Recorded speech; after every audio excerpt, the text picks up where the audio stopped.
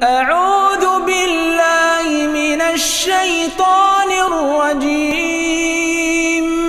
بسم الله الرحمن الرحيم.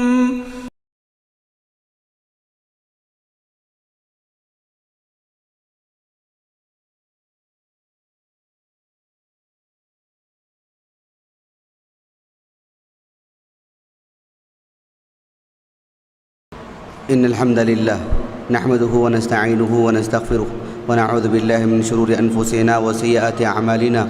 من يهده الله فلا مضل له ومن يضلل فلا هادي له. أشهد أن لا إله إلا الله وحده لا شريك له وأشهد أن محمدا عبده ورسوله. يا أيها الذين آمنوا اتقوا الله حق تقاته ولا تموتن إلا وأنتم مسلمون. يا أيها الناس اتقوا ربكم الذي خلقكم من نفس واحدة وخلق منها زوجها وبث منهما رجالا كثيرا ونساء واتقوا الله الذي تساءلون به والأرحام إن الله كان عليكم رقيبا. يا أيها الذين آمنوا اتقوا الله وقولوا قولا سديدا يصلح لكم أعمالكم ويغفر لكم ذنوبكم ومن يطع الله ورسوله فقد فاز فوزا عظيما. أما بعد فإن خير الحديث كتاب الله وخير الهدي هدي محمد صلى الله عليه وسلم وشر الأمور محدثاتها وكل محدثة بدعة وكل بدعة ضلالة وكل ضلالة في النار. جس موضوع سے متعلق آج گفتگو ہوگی اس موضوع پر گفتگو آج ہی نہیں بلکہ کم و بیش 1400 سال سے کی جا رہی ہے. یہ 1400 سال پہلے بھی اس موضوع کی اتنی ہی اہمیت تھی جتنی کہ آج ہے. یقین مانیے آج 1429 ہجری ہے، محرم کی 3 تاریخ. اگر 1400 سال پہلے کی بات کریں یعنی 39 ہجری جب علی بن ابی طالب رضی اللہ عنہ کی خلافت کا دور تھا، 39 ہجری کو 40 ہجری میں انتقال ہوا آپ کا رمضان کی ماہ میں 10 رمضان کو. 4 سالہ مدت آپ کی خلافت تھی. اس 4 سالہ مدت میں علی بن ابی طالب رضی اللہ عنہ کو جن بڑے بڑے مسائل کا سامنا کرنا پڑا ان میں سے ایک مسئلہ یہ تھا کہ علی بن ابی طالب رضی اللہ عنہ کی مرویات کیا ہیں، آپ کی بابت کیا کہا گیا ہے، آپ کی فضائل، آپ کی خصائص کیا ہیں. آپ کی مدت خلافت کا یہ ایک اہم پہلو تھا. اس پر علماء اسلام نے بہت محنت کی اور ان میں سر فہرست تعجب ہوتا ہے خود علی بن ابی طالب تھے رضی اللہ عنہ. تو ہم جو آج جس موضوع کو لے کر آئے ہیں یہ خود علی بن ابی طالب رضی اللہ عنہ کا اختیار کردہ موضوع ہے. یعنی خود آپ نے اس موضوع سے متعلق بہت گفتگو کی اپنے دور خلافت میں اور کامیاب ہوئے آپ. آپ کی خلافت کے بعد یہ موضوع دھیما نہیں پڑا بلکہ چنگاریاں تھیں شعلے کی شکل اختیار کر گئیں اور اہل علم کی جو خدمات ہیں اس کا پھر کوئی جواب نہیں. لیکن دنیا میں مسلمان اتنی بڑی تعداد میں ہیں، ان میں اہل السنہ یعنی عامت الناس کی میں بات نہیں کر رہا ہوں. عامت الناس کی اگر بات کریں تو اہل السنہ دنیا میں آج بھی زیادہ ہیں، پہلے بھی زیادہ تھے. لیکن میں بات کر رہا ہوں مبلغین کی، دعات کی. اس میں اہل السنہ کے مقابل ان کے ممبر زیادہ ہیں، اہل السنہ کے مقابل ان کے دعات و مبلغین زیادہ ہیں. ایسے میں اگر وہ ہزاروں کے سامنے بات کرتے ہیں تو پھر لوگ جلدی اخذ کر لیتے ہیں، یوں جہالت عام ہو جاتی ہے. ہمارے اوپر یہ فریضہ تھا کہ ہم علی بن ابی طالب رضی اللہ عنہ کا دفاع کرتے، ان کا اور ان کا دفاع بلکہ ایک شریعت کا دفاع ہوتا. تو یہ جو موضوع ہم آپ کے سامنے لے کر کے آئے ہیں علی بن ابی طالب رضی اللہ عنہ کے سلسلے میں، آپ نے دیکھا ہوگا اخبارات میں اور دور جدید میں سوشل میڈیا کی جتنی بھی قسمیں ہو سکتی ہیں سب میں کوئی بھی اچھی بات لکھنا ہو تو لوگ کہتے ہیں کہ علی نے کہا رضی اللہ عنہ. اقوال زرین آتے ہیں، کچھ سنہرے اقوال لکھے جاتے ہیں اور نیچے نام ہوتا ہے علی. بات اچھی ہے، لیکن ایسے معلوم ہوتا ہے کہ پورا دین علی کے نام پہ ہے، اور کچھ بھی کہہ دو علی کے نام پہ لکھ دو. ایسے ہی ہے.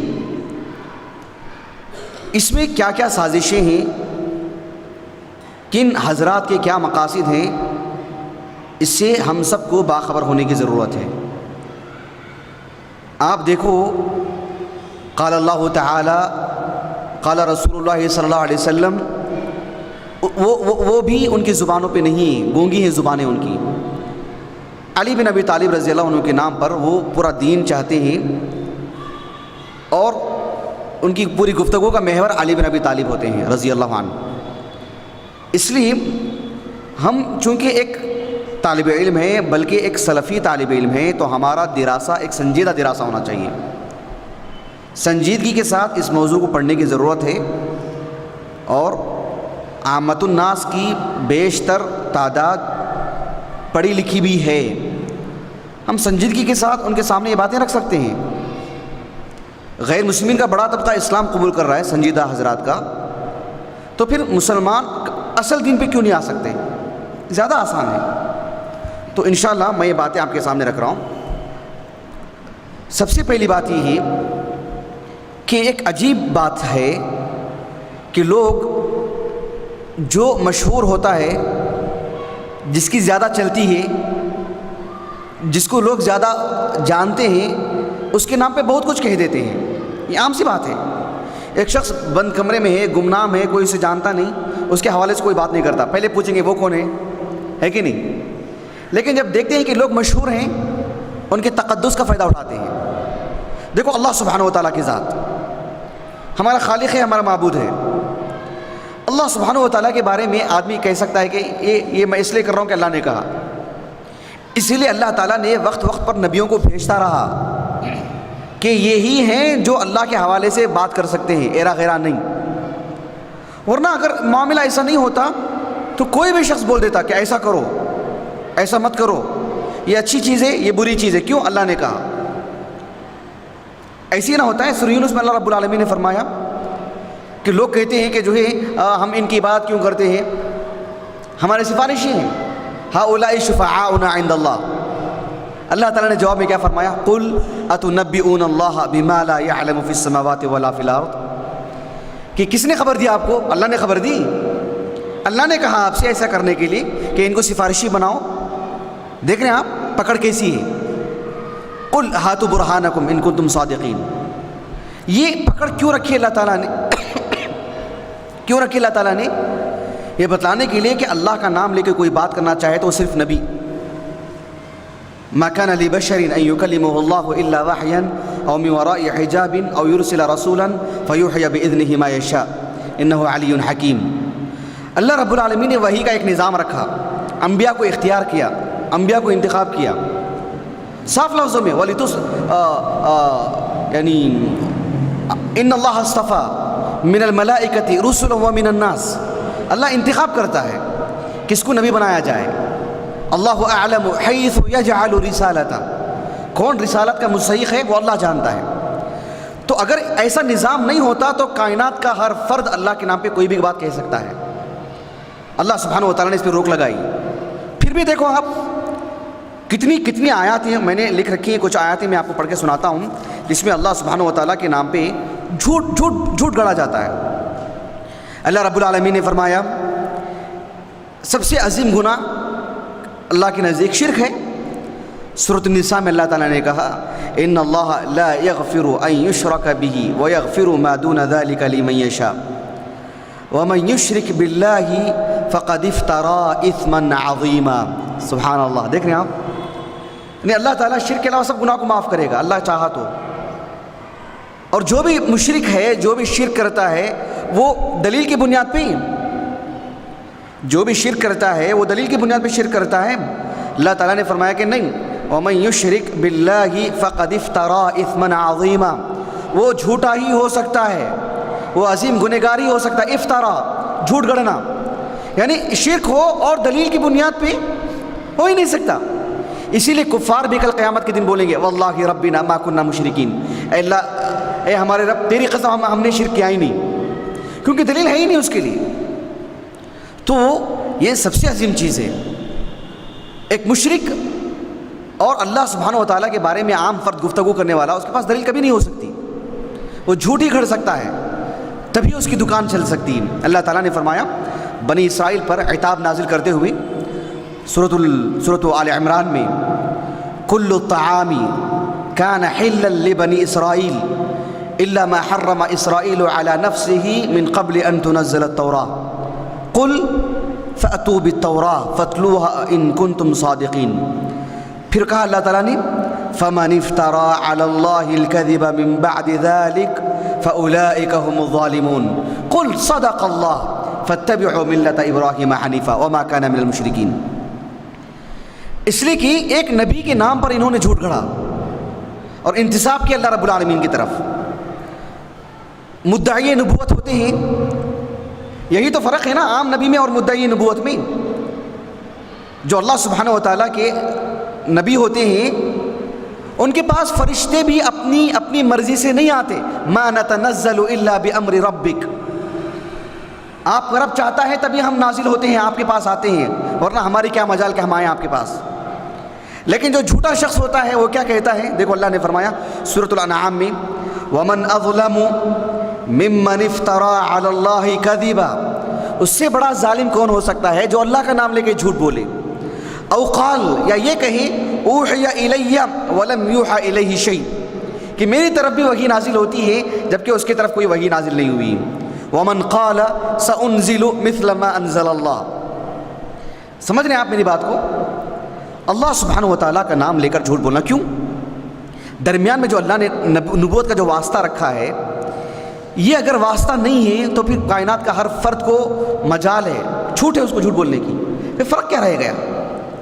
اللہ سبحانہ و تعالیٰ نے ایک اور جگہ پر قرآن مجید میں فرمایا سورہ یونس میں، خود انبیاء تک کو ورغلایا گیا، کہا گیا کہ آپ پر جو وحی نازل ہوتی ہے ٹھیک ہے، کچھ باتیں اپنی طرف سے بھی بول دو جس سے ہم راضی ہو جائیں.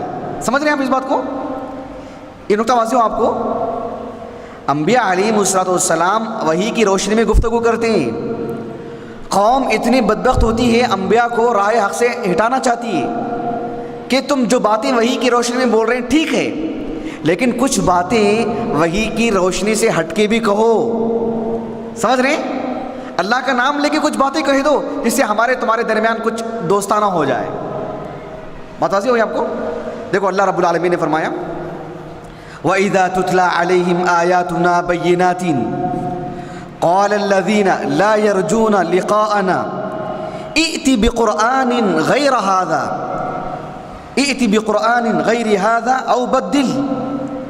دوسرا قرآن لے کر کے آؤ، ائْتِ بِقُرْآنٍ غَيْرِ هَذَا، یا پھر او بدل دو اس کو. اللہ تعالیٰ نے کہا کہ قل ما یکون لی ان ابدلہ من تلقاء نفسی، میں اپنے تئیں بدل نہیں سکتا. ان اتبع الا ما یوحى الی انی اخاف ان عصیت ربی عذاب یوم عظیم.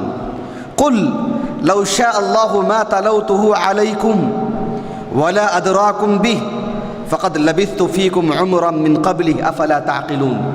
فمن أظلم ممن افترى على الله كذبا أو كذب بآياته إنه لا يفلح المجرمون.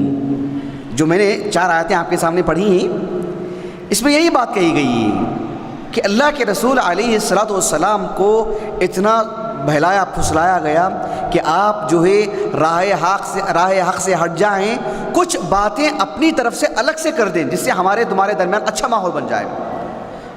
حتیٰ کہ آپ تعجب کرو، اللہ کے رسول علیہ السلام اس راستے سے ہٹنے بھی والے تھے. اللہ اکبر. تعجب ہو رہا ہے آپ کو میری اس بات پہ؟ اللہ تعالیٰ نے فرمایا سورہ نساء میں، سورۃ الاسراء میں وَلَوْلَا أَن ثَبَّتْنَاكَ لَقَدْ كِدتَّ تَرْكَنُ إِلَيْهِمْ شَيْئًا قَلِيلًا إِذًا لَأَذَقْنَاكَ ضِعْفَ الْحَيَاةِ وَضِعْفَ الْمَمَاتِ ثُمَّ لَا تَجِدُ لَكَ عَلَيْنَا نَصِيرًا. اگر ہم آپ کو ثابت قدم نہ رکھتے تو آپ ان کی باتوں میں آ گئے ہوتے. وَدُّوا لَوْ تُدْهِنُ فَيُدْهِنُونَ. وہ چاہتے ہیں کہ آپ مداہنت کریں, دین کے نام پہ لچک اختیار کریں. یہ اتنی بڑی چیز ہوتی ہے. تو ٹھوس علمی اصولوں کی روشنی میں گفتگو کرنا یہ انبیاء کے خصائص میں سے ہے. اور انبیاء تک کو جو ہے بہکانے کی کوشش کی گئی, میں اور آپ کیا ہیں. اللہ تعالیٰ ثبات قدمی عطا فرمائے. اللہ سبحانہ و تعالیٰ نے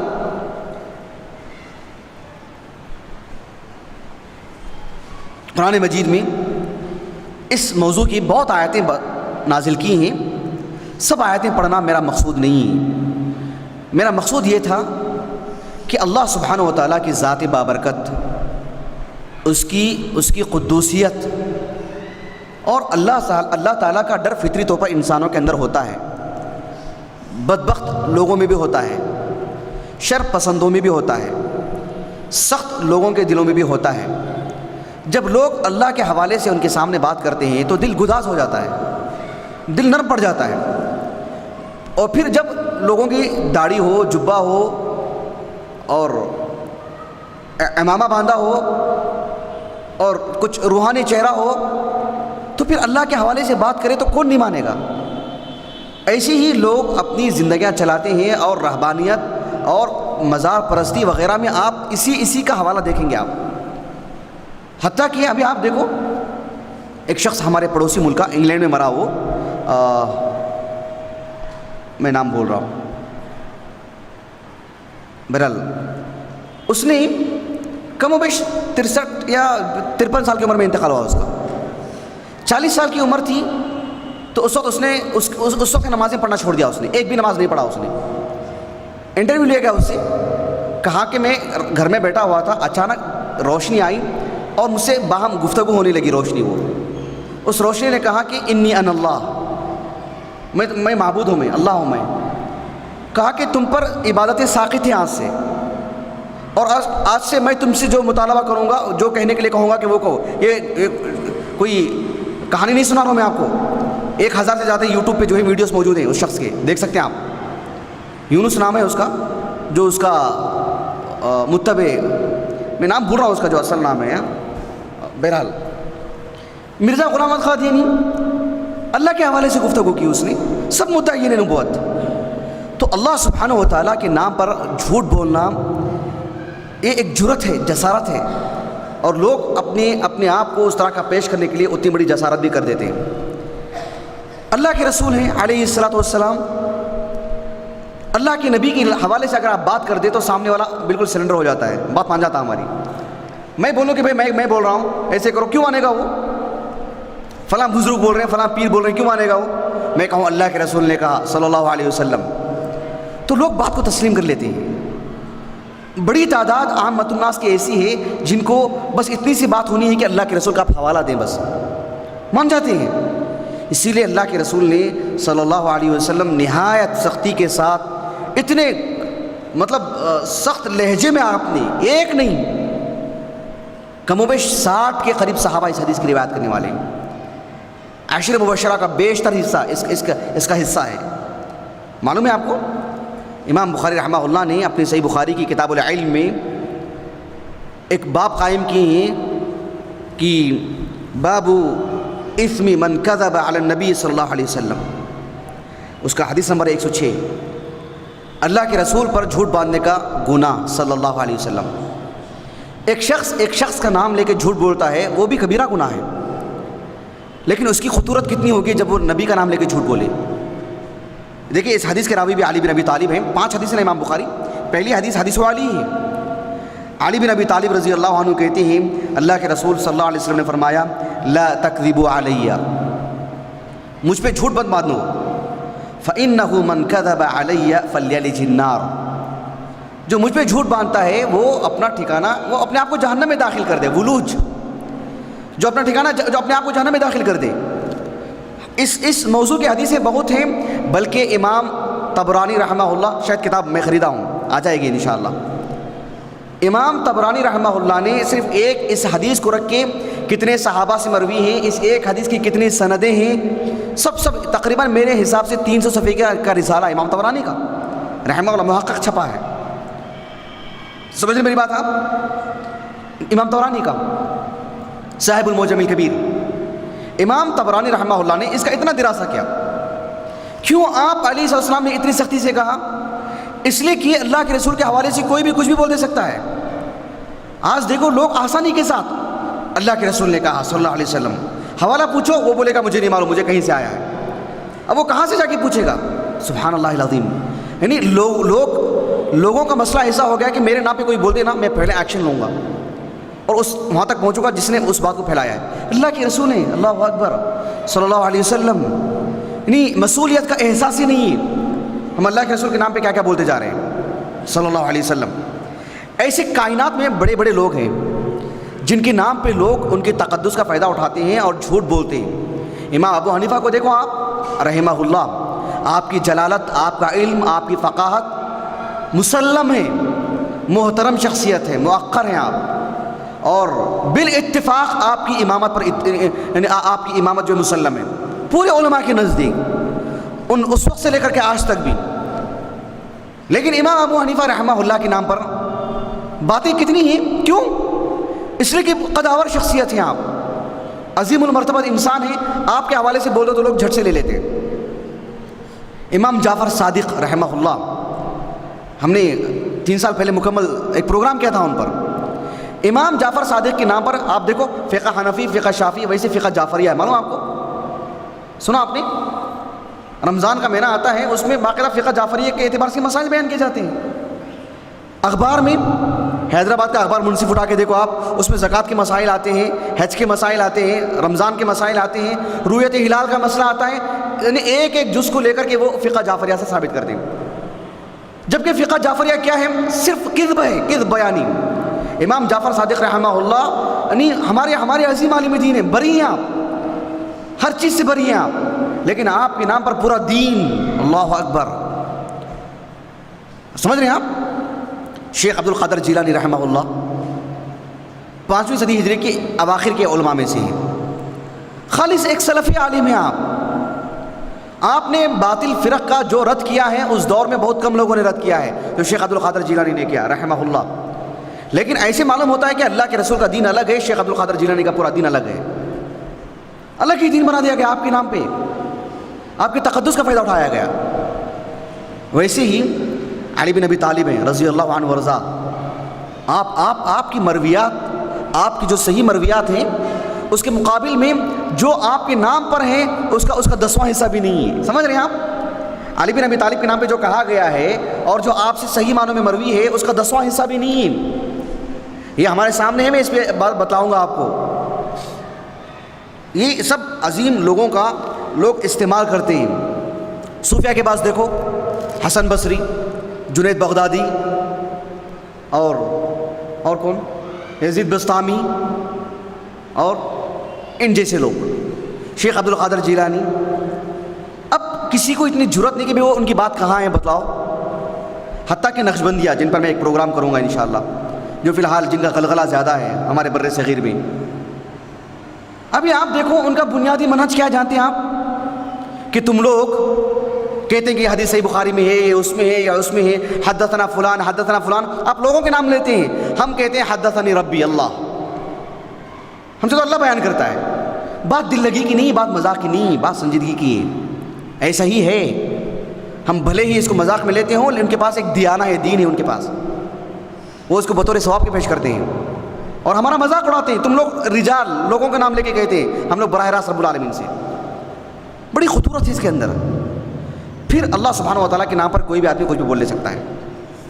یہ مقدمہ میں نے اس لیے باندھا آپ کے سامنے، اس کی اہمیت بتلانے کے لیے کہ کس طرح سے یہ باتیں ہوتی ہیں. چلیے ایک اور بات میں آپ کے سامنے رکھتا ہوں، اس کے بعد انشاءاللہ چونکہ ہمارے پاس عصر کے بعد وقت کم ہے آج کل، مغرب کے بعد جو ہے تھوڑی تفصیلی گفتگو ہوگی انشاءاللہ. ایک بات میں آپ کے سامنے فی الحال کے لیے رکھوں کہ علی بن ابی طالب رضی اللہ عنہ، ان کے نام پر ایک دین بنایا گیا. یعنی ایک مسئلے سے متعلق آپ ہی کے احالے سے، آپ ہی کے حوالے سے بات کی گئی. آپ جانتے ہیں علی بن ابی طالب رضی اللہ عنہ کے نام پر جو پورا دین بنایا گیا، کس سہارے پہ؟ کس سہارے پہ بنایا گیا معلوم ہے؟ اللہ کے رسول کی کچھ احادیث پر. کس پر؟ آپ علیہ السلام کی کچھ احادیث کو رکھ کر کے آپ پر جھوٹ باندھا گیا. اب غور طلب بات یہ ہے کہ وہ احادیث کیسے ہیں. دیکھیے ان سب مسائل پر نظر رکھیے. دیکھیے میں کیوں بتا رہا ہوں میں آپ کو. عام لوگ جو ہوتے ہیں نا، عام لوگ، ان کے لیے پروگرام نہیں ہے. یہ جو لوگ ہیں یہ عام لوگ نہیں ہیں. ہم نے پبلک کے لیے پروگرام نہیں رکھا ہے. مجھے کوئی شوق نہیں ہے ان کے سامنے رکھنے کا. میں اہمیت بتانے کے لیے بتا رہا ہوں آپ کو. ایک ایک باریکی کو لیجئے، نوٹ کیجئے. آپ طالب علم ہیں. طالب علم کی طرح پڑھے. ہم علماء ہیں. لوگ ہمارے خاطر آرام کرتے ہیں. ہم کو بہت محنت کرنا ہے. پبلک کیا ہے؟ سوتے رہے گی، سنتے رہے گی، ادھر ادھر دیکھتے رہیں گے. موبائل آئے گا، فون لے کے بات کریں گے. وہ ان کو بس ایک وقت گزارنا ہے، عصر سے عشاء تک. اگر ہم کچھ پروگرام رکھ لیتے ہیں تو میں اور آپ ایسے نہیں ہیں. میں اور آپ ائمہ ہیں، علماء ہیں، طلباء ہیں، دین کے مینار ہیں. ہم بہت سنجیدگی سے علمی اصولوں کی روشنی میں گفتگو کرنے کی ضرورت ہے. عامت الناس عوامی گفتگو کریں گے باہر. مجھے اور آپ کو ایسا نہیں کرنا ہے. مجھے اور آپ کو باہر پبلک نہیں ملے گی، ان کے علماء ہی ملیں گے. علم کی روشنی میں گفتگو کرنا ہے. سمجھ رہے میری بات آپ؟ اس لیے میں آپ کو بتلا رہا ہوں. اب دیکھو جن حدیثوں کی بنیاد پر یہ بات کہی جاتی ہے. دیکھو ایک حدیث ہے بہت معروف، امام ترمذی رحمہ اللہ کی سنن ترمذی میں، بیشتر کتابوں میں ہے وہ.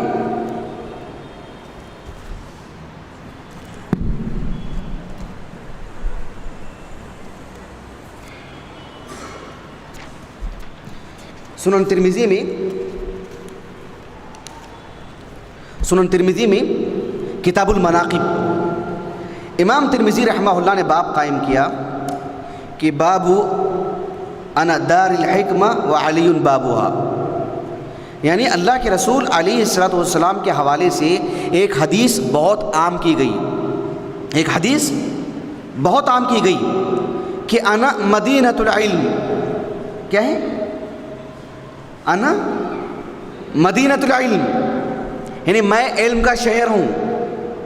وعلی بابها، اور علی اس کے دروازہ ہیں. اور آپ کو علم ہونا ہے تو فلیأت الباب، آئیں دروازے پر آئیں. یہ حدیث کے الفاظ نہیں میں کہہ رہا ہوں، وہ بھی حدیث ثابت نہیں اللہ کے رسول سے صلی اللہ علیہ وسلم. سنن ترمذی میں یہ جو حدیث ہے اس کے الفاظ دیکھو. علی بن ابی طالب کے حوالے سے کہ عن علی رضی اللہ عنہ قال قال رسول اللہ صلی اللہ علیہ وسلم انا دار الحکمہ. الحکمہ یعنی النبوہ، العلم. انا دار الحکمہ وعلی بابها. امام ترمذی رحمہ اللہ فرماتے ہیں ھذا حدیث غریب منکر روا بعضهم هذا الحديث عن شريك ولم يذكروا فيه عن السنابح ولا نعرف هذا الحديث عن أحد من الثقات غير شريك. وفي الباب عن ابن عباس. اس حدیث کو منکر قرار دیا امام ترمذی نے رحمہ اللہ، اور ساتھ میں کہا کہ یہ حدیث جو یہاں حضرت علی سے ثابت ہے، کہا کہ ابن عباس سے بھی ثابت ہے، مطلب ان سے مروی ہے، صحیح ہونا ضروری نہیں. اس حدیث کے سلسلے میں علماء کی بڑی تعداد، جمہور اہل علم نے اس کو ضعیف قرار دیا، بلکہ امام ذہبی نے موضوع قرار دیا اس کو. یہ حدیث اصل ہے. اس حدیث کو رکھ کر کے پوری باتیں علی کے نام پہ تھوپی گئی. بات واضح ہو رہی ہے آپ کو؟ اب علم کے نام پہ کچھ بھی بولنا ہو تو علی کے نام پر کیوں؟ اللہ کے رسول نے کہا انا مدینۃ العلم یا انا دار الحکمہ وعلی بابها. اس ایک نقطے کو رکھ کر کے پورا دین بنایا گیا. اب دیکھو یہاں پر یہ تہذیب الاثار بہت معروف کتاب ہے، امام طبری کی، امام طبرانی کی نہیں، مفسر قرآن تفسیر طبری ہی نہیں، انہی کی کتاب ہے. کئی کتابوں کے مصنف ہیں آپ، اللہ نے آپ کی ساری کتابوں کو شہرت دی. یہ تہذیب الاثار، اس میں آپ نے یعنی عمر بن خطاب، علی بن ابی طالب وغیرہ پر بڑا تفصیلی گفتگو کی. آپ نے بہت تفصیلی گفتگو، پوری مرویات لے کر کے آئے ان کے مناقب کی. علی بن ابی طالب رضی اللہ عنہ کے حوالے سے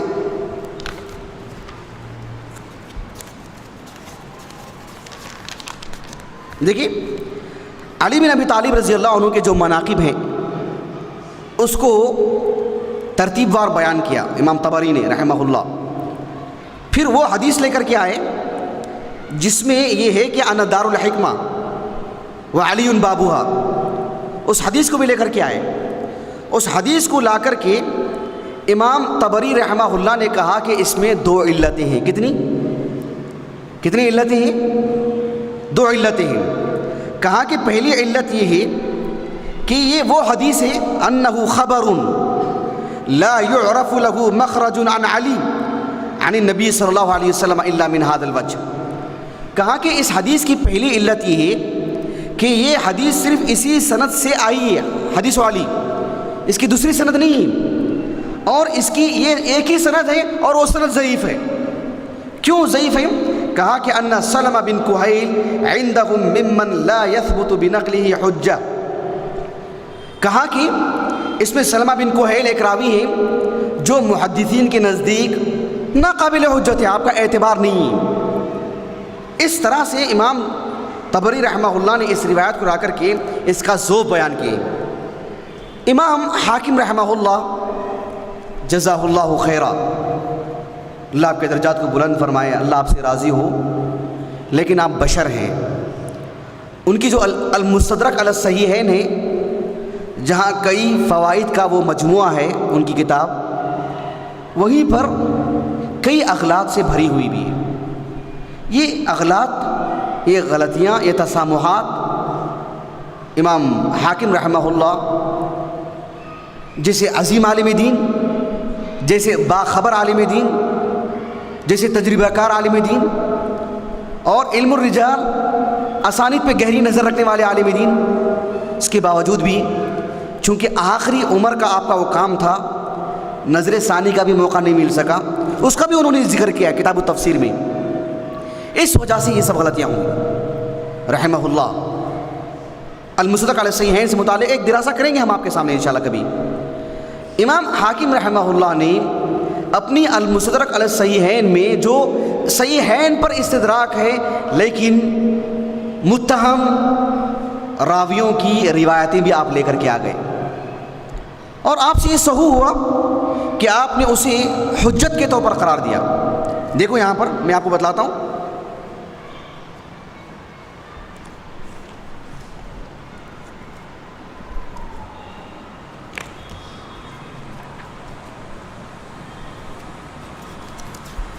جی، یہ جو حدیث ہے انا مدینۃ العلم وعلی بابوہا، اس حدیث کو رکھ کر کے چونکہ شیعہ نے پورا دین بنایا ہے. آپ جانتے ہیں کچھ علماء پر شیعیت کا الزام لگایا گیا، وہ جاننا چاہیے. جیسے عبدالرزاق صنعانی رحمہ اللہ، آپ پر شیعیت کا الزام لگایا گیا. امام حاکم رحمہ اللہ ہیں، آپ بھی اس کی زد میں آئے ہیں اور آپ کو بھی شیعیت سے متہم کیا گیا انہی چیزوں کی وجہ سے، ورنہ آپ اللہ اکبر بری ہیں اس سے. امام حاکم ہوں، امام عبدالرزاق صنعانی ہوں رحمہ اللہ. امام حاکم رحمہ اللہ نے اس حدیث کو لائے اور اس کو کئی طرق سے لائے، کئی سندیں لائے اس کی، اور یہ ثابت کرنا چاہا کہ انا مدینۃ العلم وعلی بابوہا یہ حدیث صحیح ہے.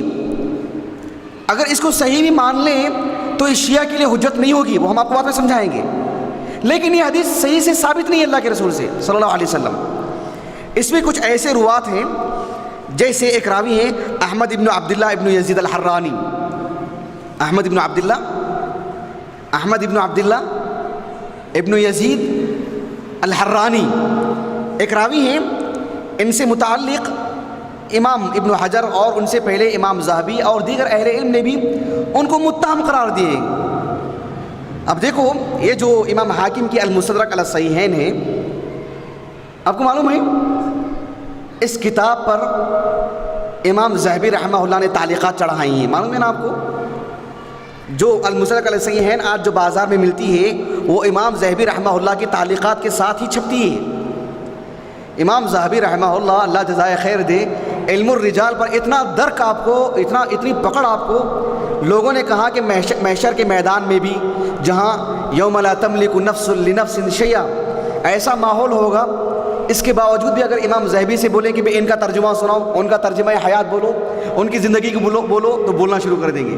مطلب جبل تھے آپ علم الرجال میں. ابن حجر نے جب حج کیا تو زمزم پی کے یہی دعا کی تھی، امام ذہبی جیسا حافظ عطا فرما، امام عراقی جیسا حافظ عطا فرما۔ تو امام ذہبی رحمہ اللہ دوران طالب علمی ہم ہوتے نا، فضل صالح اول وغیرہ میں، فضل صالح آخر میں ایک طالب علم کو مقالہ دیا جاتا نا، تطبیق مہارت پیدا کرنے کے لیے۔ طالب علمی کے دور میں آپ نے اس کتاب کو رکھ کے تعلیقات چڑھائی ہیں، آج وہ استنادی حیثیت رکھتی ہے۔ اللہ اکبر! امام ذہبی طالب علم کے دور میں ایسے تھے تو بڑے عالم دین بنے تو کیسے رہے ہوں گے؟ اللہ اکبر! اندازہ لگائیے آپ۔ امام ذہبی رحمہ اللہ کہتے ہیں، یعنی اس حدیث کی بنیاد پر، جس حدیث کو امام حاکم نے صحیح قرار دیا، امام ذہبی کہتے ہیں، قال الذہبی رحمہ اللہ العجب، کہتے ہیں العجب من الحاکم وجرأته فی تصحیحہ ھذا وامثالہ من البواطیل۔ کہا کہ امام حاکم رحمہ اللہ پہ تعجب ہوتا ہے اور آپ کی جرأت پہ بھی تعجب ہوتا ہے کہ ایسی احادیث کو بھی آپ نے صحیح کیسے قرار دے دیا، ایسی باطل روایتوں کو آپ نے صحیح قرار دیا اور صحیحین پہ استدراک کیا ایسی باطل روایت کو لے کے۔ تعجب والعجب من الحاکم وعلی جرأتی۔ اللہ اکبر! آخر میں کہا کہ وہ احمد، یعنی احمد ابن یزید الحرانی، کہا کہ وہ احمد ھذا دجال کذاب لا تحل الروایت عنہ، اس سے روایت جائز نہیں، اس سے روایت نہیں لے سکتے۔ اس بیس پہ آپ ایک نبی کے نام پہ حدیث ثابت کر سکتے ہیں؟ کہا کہ نہیں، یہ بواطیل میں سے باطل روایت ہے۔ بات واضح ہو گیا آپ کو؟ یہ کتاب دیکھتے ہیں، جانتے ہیں آپ لسان العرب بول رہا ہوں، لسان المیزان جانتے ہیں؟ کوئی بول سکتے ہیں کیا ہے کتاب یہ؟ یعنی اتنا تو معلوم ہے نا، فقہی کتاب نہیں ہے، فقہی مسائل پہ ہے یہ، ایسی کچھ بولو نا، تاریخ پر ہے، کس موضوع پہ کتاب ہے؟ ہاں اگر نہیں معلوم ہے نا بول دیجیے نہیں معلوم ہے۔ کس پر؟ رجال پر۔ کس طرح کی رجال پر؟ ثقات پر، مجاہیل پر، ضعفاء پر۔ احسنت۔ یہ جو لسان المیزان ہے امام ذہبی کی کتاب ہے، معلوم آپ کو، میزان الاعتدال، یعنی امام ذہبی رحمہ اللہ 8ویں صدی ہجری کے ہیں، 748 ہجری میں آپ کا انتقال ہوا۔ تو امام بخاری یا احمد بن حنبل کے زمانے سے لے کر کے ان کے دور تک بڑی تعداد میں علماء تھے جو کسی کی جرح کرتے تھے، کسی کی توثیق کرتے تھے، ان کے مختلف الفاظ کلمات ہوتے تھے، سمجھ میں آپ؟ جیسے امام، کئی علماء ہیں، ابھی نام لیں گے تو ہمارا وقت نکل جائے گا، ہمارا موضوع نہیں ہے۔ جو علماء اس میدان کے ماہرین ہیں، جو رجال پہ گفتگو کرتے ہیں، ان میں کہیں بے اعتدالی بھی ہوتی تھی۔ مثال کے طور پر، یعنی کسی نے کسی کے حق میں شدت سے کام لیا کہ وہ ضعیف ہے، کسی نے تھوڑا تساہل سے کام لیا کہ نہیں وہ ثقہ ہے، تو آپ نے میزان الاعتدال لکھ کر کے، میزان سمجھے ترازو، یعنی سب کے اقوال رکھو اور تولو اعتدال کے ساتھ، انصاف کے ساتھ، دیانتداری کے ساتھ، میزان الاعتدال۔ ان کے انتقال کے بعد ابن حجر پیدا ہوئے اور لسان کے جو ترازو کا جو یہ ہوتا نہیں کاٹا، جو ہوتا نہیں کاٹا، کہا کہ میزان الاعتدال جو انہوں نے کتاب لکھی تھی اس پہ انہوں نے کتاب لکھا لسان المیزان، یعنی جو میزان ہے اس کا وہ کاٹا درست ہو تبھی کام کر پائے گا، کون سا وزن ہے کون سا ہلکا ہے۔ آپ نے ان اصولوں کو رکھی۔ یہ میں ایک فنی بات بتا رہا ہوں آپ کو، تطبیق سے آپ کو بات سمجھ میں آئے گی۔ لسان المیزان میں جو کتب ستہ سے زائد روات ہے، کتب ستہ کے سارے روات تو تہذیب الکمال میں ہی ہے، بچا کچا تو اس میں لا لیا انہوں نے، تہذیب التہذیب میں ابن حجر رحمہ اللہ، لیکن اس کے علاوہ کے جو روات ہیں جو ان کو اس میں انہوں نے اس کے ضمن میں لے کر کے آئے، جو ضعفاء و مجاہیل ہیں۔ دیکھو لسان المیزان میں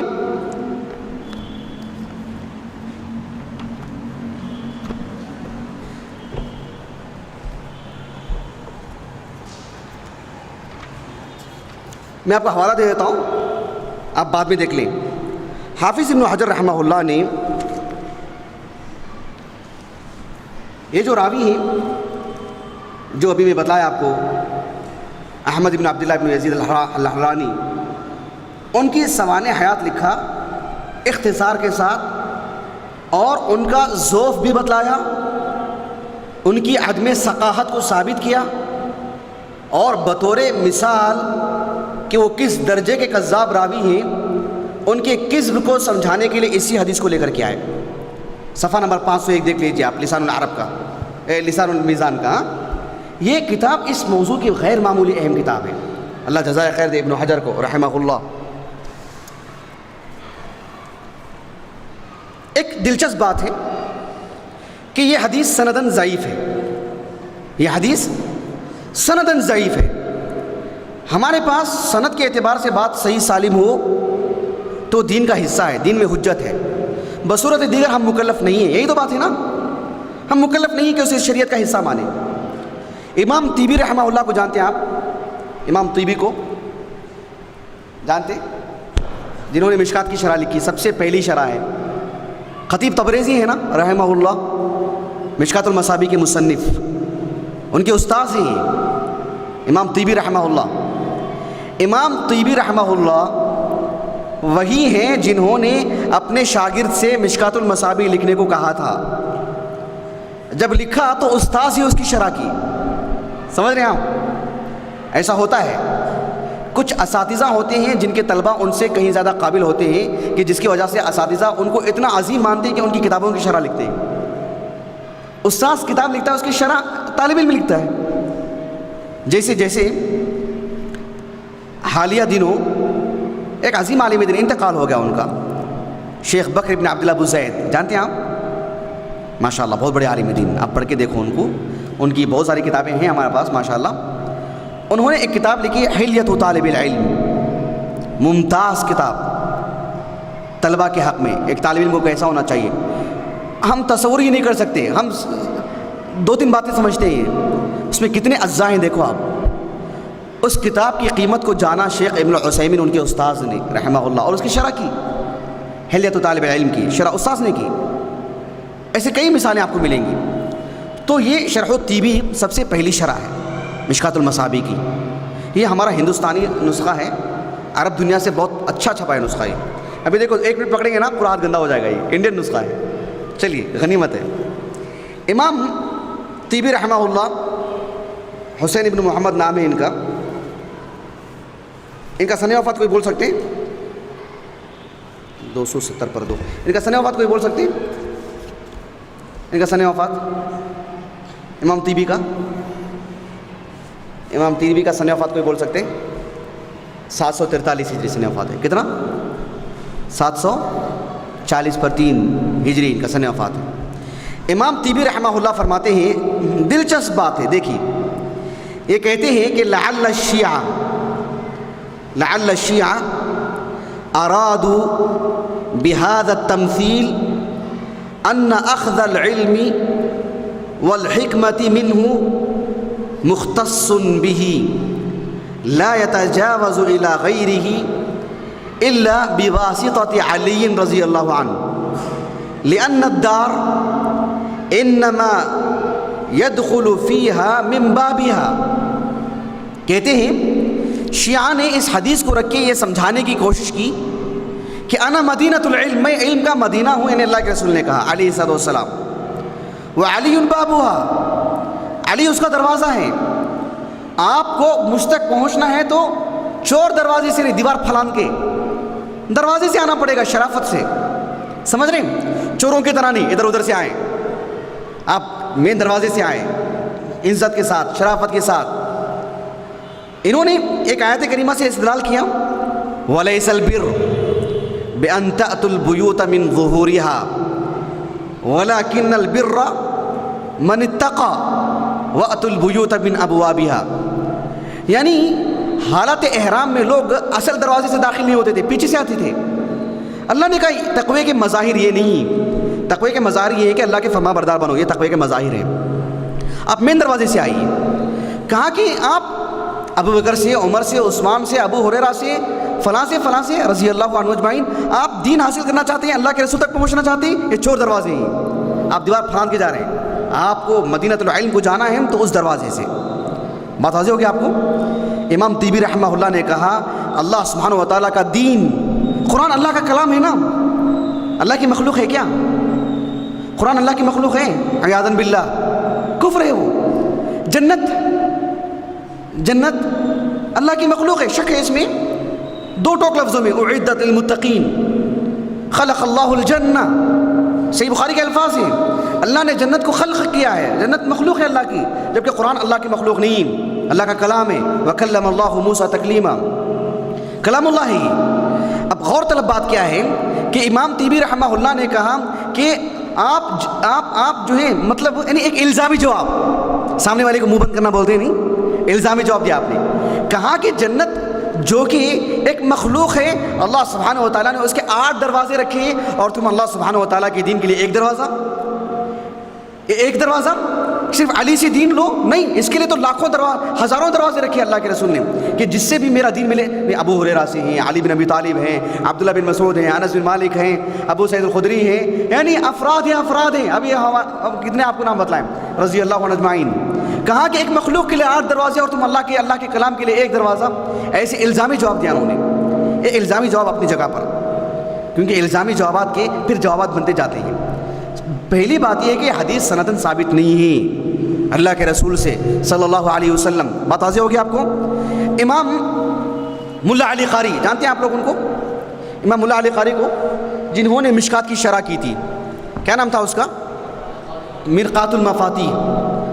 آپ نے ایک نکتے کی بات لکھی. کہا کہ اگر اس حدیث کو درست مان بھی لیا جائے تو بات یہ ہوگی کہ علی بن ابی طالب رضی اللہ عنہ جس موضوع میں مہارت رکھتے ہیں اس موضوع سے متعلق ان سے دین لیا جائے. جیسے اللہ کے رسول نے کہا صلی اللہ علیہ وسلم، زید بن ثابت علم المیراث میں سب سے زیادہ مقام رکھتے ہیں، سب سے زیادہ درک ہے آپ کو. حلال و حرام سے متعلق آپ نے فرمایا صلی اللہ علیہ وسلم معاذ بن جبل ہیں رضی اللہ عنہ. ویسے قضا کی اگر بات کریں، قضا و قضا سے متعلق، فیصلے کرنے سے متعلق، تو کہا کہ علی بن ابی طالب رضی اللہ عنہ. یہ نکتہ واضح ہو آپ لوگوں کو. انہوں نے ایک یہ بات کی کہ اگر مان بھی لیا جائے صحیح. مشکات کی ایک عظیم شرح ہے، میں آپ کو تھوڑا نشید کرنے کے لیے بول رہا ہوں. مشکات کی ایک عظیم شرح ہے جو بر صغیر کے ایک عظیم سلفی عالم کی ہے. کیا نام ہے اس کا، معلوم ہے آپ لوگوں کو؟ اچھا ٹھیک ہے، سوال میرا وہ نہیں ہے. مرآت المفاتیح، ایک منٹ. مرآت المفاتیح ہم نے ابھی شرح طیبی کا حوالہ دیا آپ کو. شرح الکاشف عن حقائق السنن اس کا نام ہے. الکاشف عن حقائق السنن اس کا نام ہے. اس میں ہم نے آپ کو اس حدیث کی شرح پڑھ کے سنا ہے. کتاب المناقب میں، کتاب المناقب آخری کتابوں میں سے آتی ہے مشکات کی. سمجھ رہے ہیں آپ؟ امام ملا علی قاری کا بھی حوالے سے ہم نے بات کیا ابھی آپ کے سامنے. مرقات نہیں لایا میں. تو اس میں انہوں نے کیا لکھا ہوگا عبید اللہ مبارک پوری نے رحمہ اللہ؟ کوئی بول سکتے ہیں؟ حدیث ضعیف ہے ایسا لکھا ہوگا انہوں نے، رجم بالغیب. سوال واضح نہیں ہوا. میں نے کہا ہم نے وہ جو حدیث مشکات میں، سنن ترمذی کی حدیث ہے وہ،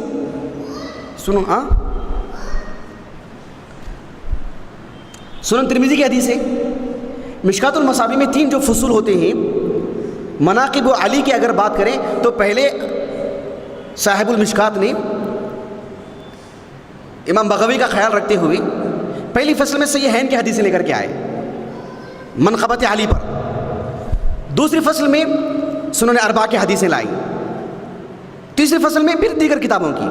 سوال میرا یہ ہے کہ کتاب المناقب مشکات کی آخری کتابوں میں سے، جیسے صحیح بخاری کی آخری کتاب توحید ہے، ویسے آخری کتابوں میں سے ہی ایک علمی سوال ہے بس جانچنے کے لیے کہ آپ لوگ کتنے خبیر ہیں جاننے کے لیے کہ مشکات المصابیح کی آخری کتابوں میں سے ہے کتاب المناقب. میں نے شرح طیبی کا حوالہ دیا کیونکہ امام طیبی رحمہ اللہ نے اس کی شرح میں جو بات لکھی وہ میں نے آپ کو سنایا. مرقات کا بھی حوالہ میں نے آپ کو دیا، ملا علی قاری کا رحمہ اللہ، اس کا بھی میں نے آپ کو پڑھ کے سنایا، میں نے بتلایا میں آپ کو. مولانا عبید اللہ مبارک پوری رحمہ اللہ جو مرآت المفاتیح کے مصنف ہیں، جو 14 جلدوں میں ریاض سے عظیم الشان انداز میں چھپا ہے، آپ نے کیا لکھا ہوگا؟ ہاں اللہ یبارک فیکم کثر اللہ امثالکم، یہی جانا چاہ رہا تھا. مولانا عبید اللہ مبارک پوری رحمہ اللہ نے مشکات کی شرح پوری نہیں کی، صرف کہاں تک کی؟ صرف کتاب المناسک، کتاب الحج، صرف وہیں تک کی آپ نے. اس کے بعد نہیں کر پائے. اس قدر آپ کے پاس مہمانوں کا توارد ہوتا تھا آنا جانا کہ آپ پوری نہیں کر پائے آپ یہ جاننے کے لیے. ورنہ جو ہے مرقات جتنی 9 جلدوں میں ہے، 11 جلدوں میں، یہ کتنے ہیں؟ 14 جلدوں میں. کوئی دھوکہ نہ کھا لے. صرف کتاب الحج تک ہے اور بڑی عظیم الشان شرح ماشاء اللہ. جی علی بن ابی طالب رضی اللہ عنہ کی بات آ رہی تھی. علی بن ابی طالب رضی اللہ عنہ کے بارے میں جو لوگوں میں معروف ہے نہیں، پورا دین ان کے نام پہ بنایا گیا ہے. اس کی ایک وجہ میں نے بتائی کہ وہ حدیث کہ انا مدینۃ العلم وعلی بابوہا. ایک دوسری بات یہ ہے کہ لوگوں میں یہ بات مشہور کر دی گئی عبداللہ بن سبا جیسے بدبخت لوگوں نے کہ علی بن ابی طالب رضی اللہ عنہ یہ رسول اللہ صلی اللہ علیہ وسلم کے وصی ہیں. کیا ہیں؟ وصی. یعنی اللہ کے رسول صلی اللہ علیہ وسلم نے ان کے حق میں وصیت کر کے گئے کہ میرے بعد اس دین کی باغ ڈور سنبھالنا ہو تو آپ ہی سنبھال سکتے ہیں. یہ باتیں اتنی گردش کرنے لگیں. صدیق اکبر کے دور میں ایسی باتیں کبھی عام نہیں ہوئی. سمجھ رہے ہیں آپ؟ غور طلب بات ہے نا. اللہ کے رسول کی حدیث ہوتی تو صدیق اکبر جیسا عالمانہ زمانہ وہاں ایسی بات نہیں تھی. فاروقی دور 10 سال کا دور اس روایت کی بھنک بھی نہیں لگی کسی کو. عثمان بن عفان کا دور تھا رضی اللہ عنہ. اسلامی سرحد کہاں کہاں تک چلی گئی تھی تب تک کوئی نہیں جانتا تھا. علی بن ابی طالب دور کا طالب دور شروع ہوا. ان کے دور کا سورج طلوع ہونے کے ساتھ ہی باتیں عام ہونے لگیں کہ اللہ کے رسول کے وصی ہیں صلی اللہ علیہ وسلم. سمجھ رہے ہیں آپ میری بات؟ آپ مجھے آپ دکھا دو. آپ تاریخی طور پر آپ ہیں چند افراد, بات ریکارڈ ہو رہی ہے. یہ پورے عالمی سطح کے لیے بات ہو سکتی ہے. کوئی بھی یہ بتلا دے کہ فاروقی دور میں, صدیقی دور میں, عثمانی دور میں یہ حدیثیں کیوں گردش نہیں کی, کیوں لوگوں کے سامنے نہیں آئیں. یوں بتلا دیتے. وہ صدیق اکبر کا دور تھا. علی بن ابی طالب کا دور آنے کے ساتھ ہی یہ باتیں سامنے آئیں کہ آپ اللہ کے رسول کے وصی ہیں صلی اللہ علیہ وسلم. آپ دیکھو صحیح بخاری میں, میرا انداز وقت ہو گیا نہیں, 5 منٹ باقی ہے. کیسا کریں؟ 5 منٹ ہیں, بات کر سکتے ہیں جی.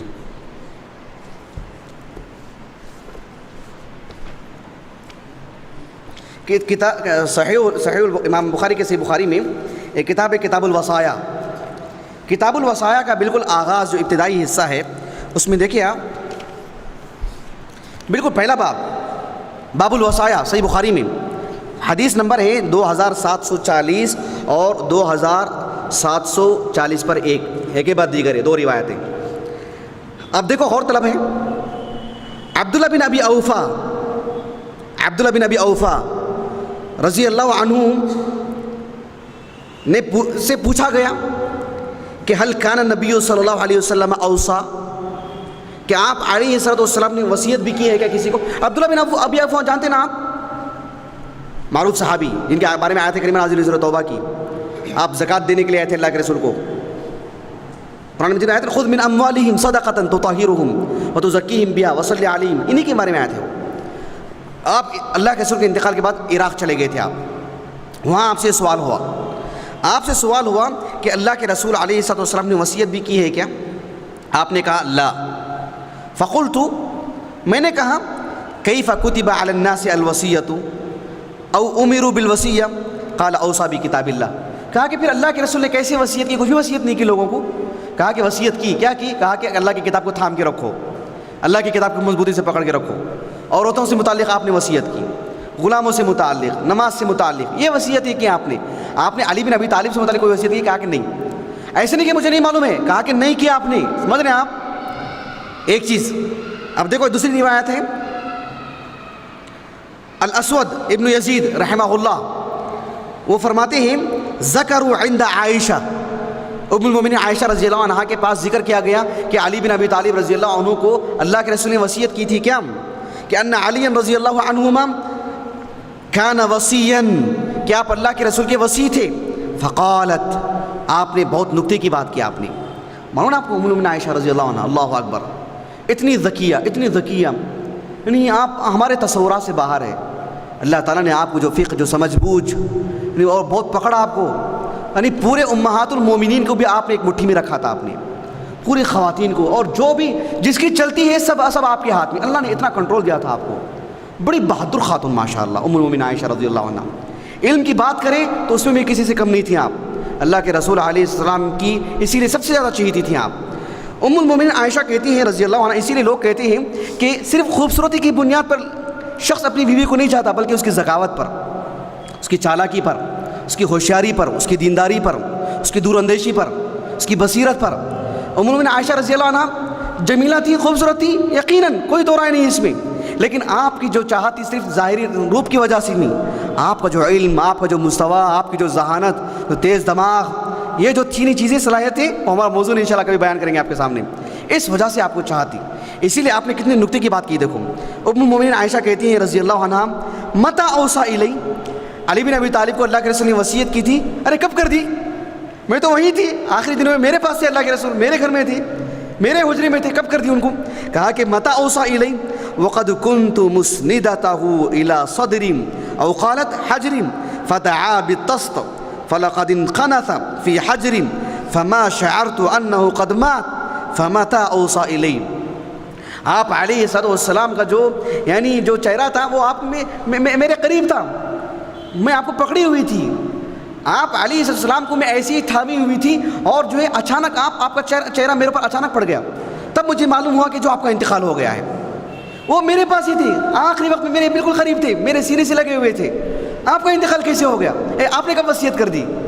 یعنی گویا کہ ان کو کہا کہ مطلب میرے قریب جب میں میاں بیوی ہوتے کون آئے گا قریب میں؟ آخری وقت میں تو میرے پاس تھے، میرے حجرے میں تھے. اتنے ساری چیزوں کو سامنے رکھا کہ کب وصیت کر دی ان کو. مطلب ایسا جواب کہ پھر اس کے بعد کوئی جواب الجواب نہیں ہے، ایسے جواب دیا آپ نے. تو آپ جو علی بن ابی طالب ہیں رضی اللہ عنہ، آپ کے بارے میں یہ باتیں اتنی عام کر دی گئی تھی، اس کے لیے ام المومنین عائشہ رضی اللہ عنہ نے صرف رد کیا اتنا نہیں، صرف عبداللہ بن ابی اوفا نے رد کیا اتنا بھی نہیں، اس کا رد کرنے کے لیے علی بن ابی طالب خود رد کیے اس کا، اور رد کرنے کے لیے بھی جمعہ کا انتخاب کیا، ممبر کا انتخاب کیا، اور پورے لوگوں کو جمع کر کے جو ہے رد کیا. کہا کہ اللہ کے رسول نے مجھے کچھ بھی وصیت نہیں کی.